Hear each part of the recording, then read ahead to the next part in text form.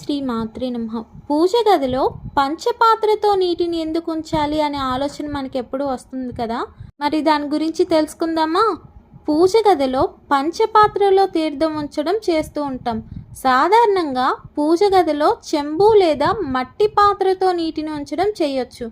ఇలా నీటిని ఉంచి ప్రార్థించడం ద్వారా సర్వదేవతలు సంతృప్తి చెందుతారని విశ్వాసం.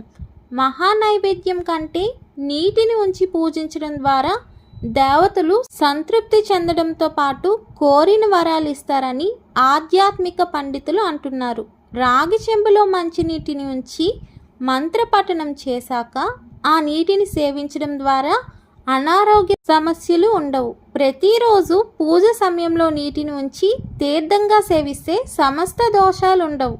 ఈ నీటిని రోజు మార్చే రోజు మొక్కలకు పోయడం చేస్తుండాలి. ఇలా చేస్తే ఆ ఇంట్లో ఉన్న నెగిటివ్